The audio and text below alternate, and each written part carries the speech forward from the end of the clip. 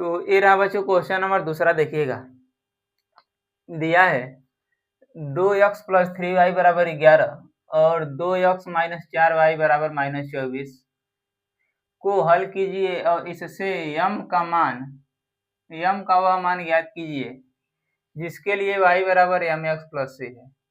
यानी बच्चों दो इक्वेशन दिया है और इन दोनों इक्वेशन को हल करके हमको सबसे पहले x और y का मान निकालना है।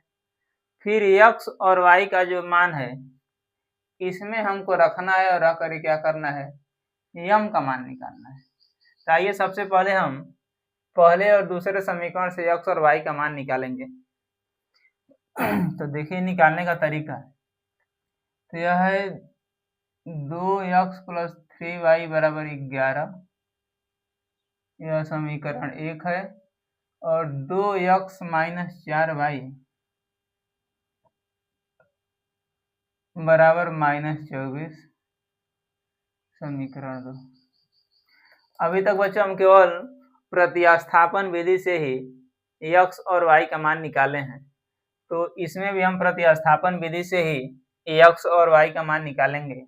और प्रतिस्थापन विधि का मतलब बच्चों यह होता है कि दोनों समीकरण में से किसी एक समीकरण को ले लेंगे और x का मान y के पदों में निकालेंगे और उसी x का मान दूसरे वाली इक्वेशन में रख देंगे।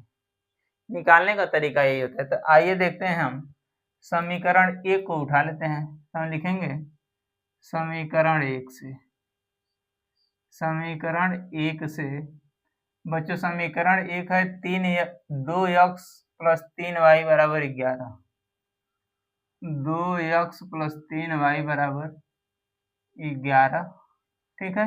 अब 2x को बच्चों हम उधर भेजेंगे, इधर प्लस में है, इधर आएगा तो माइनस में जाएगा, यानी में 3y बराबर 11 माइनस 2x, ठीक है बच्चों। क्योंकि इसके पहले प्लस छुपा है, यह प्लस इधर जाएगा तो माइनस हो जाएगा, और यह प्लस जो है 3y का है, ठीक है। तो यहाँ प्लस हम लिखते नहीं है, प्लस को छोड़ दिए। यह 3 बच्चों गुणा में इधर आएगा तो भाग में हो जाएगा, तो y बराबर हो जाएगा 11 माइनस 2x बटा 3। इसको बच्चों अपने सुविधा के लिए समीकरण 3 बना देते हैं, ठीक है। अब देखिएगा, यह हम समीकरण 1 से y का मान निकाले हैं, तो अब 1 में नहीं रखेंगे, रखेंगे 2 में, ठीक है। अब लिखेंगे y का मान समीकरण 2 में रखने पर, यानी में y का मान बच्चों है 11 माइनस 2x अपान 3, यही बच्चों y का मान है। तो लिखेंगे y का मान समीकरण 2 में रखने पर,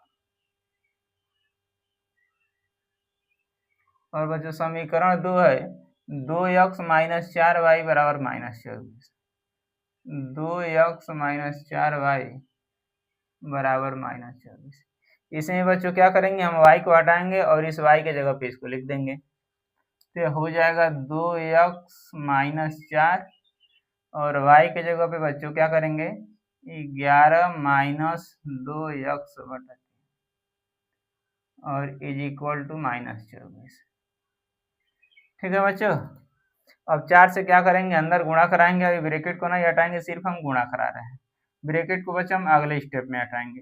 यह 2x माइनस 4 से बच्चों हम 11 में गुणा कराएंगे तो 11 चौको 44, या माइनस ऐसे ही रहेगा क्योंकि हम ब्रैकेट को ओपन नहीं कर रहे हैं, और 4 से बच्चों 2 में गुणा कराएंगे तो 4 दूना 8x, और ये बच्चों पूरे का अपान 3 इक्वल टू माइनस 24,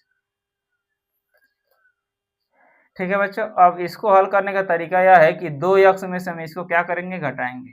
तो 2x में से इसको घटाने का बच्चों तरीका यह है कि 3 से क्या करेंगे, इसमें गुणा कराएंगे, तो ये हो जाएगा 3 दूनी के 6x माइनस 44।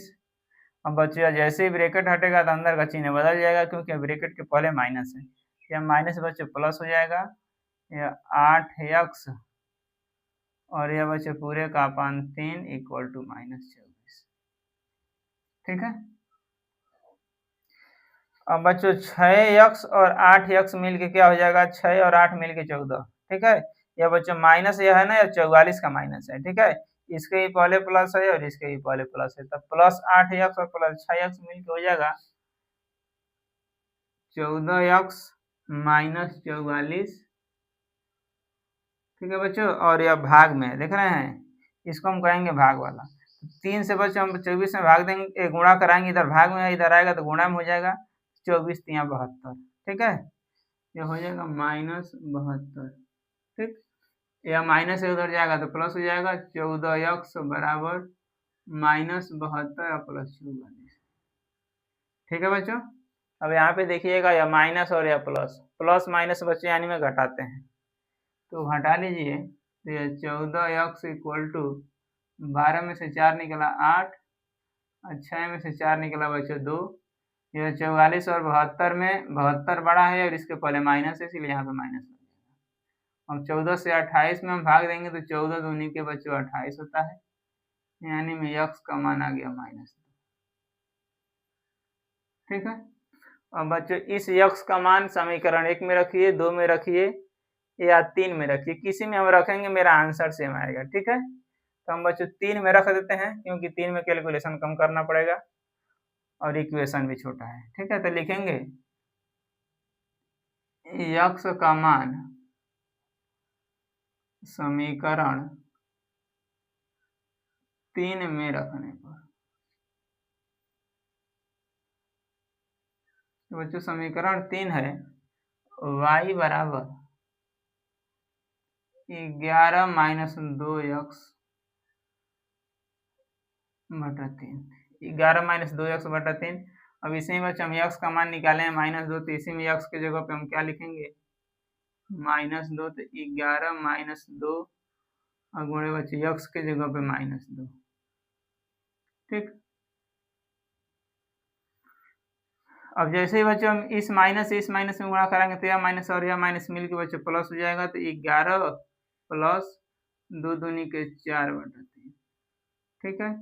11 और 4 मिल के बच्चों 15 बटा 3, 3 एकाने 3, 3 5 15, ठीक है, यानी में y का मान क्या आ गया 5, ठीक। और बच्चों हमको x और y का मान मिल गया, ठीक है, और लेकिन हमको x और y का मान नहीं चाहिए, हमको चाहिए m का मान। m के लिए बच्चों एक इक्वेशन अलग से दिया है, y बराबर mx प्लस 3, y बराबर mx प्लस 3, ठीक है। इसी में बच्चों हम क्या करेंगे, x और y का मान रख देंगे, तो x के जगह पे बच्चों -2 और y के जगह पे, तो देखिएगा y के जगह पे 5 और x के जगह पे बच्चों -2 और +3, ठीक है, यह 5 ऐसे ही रहेगा।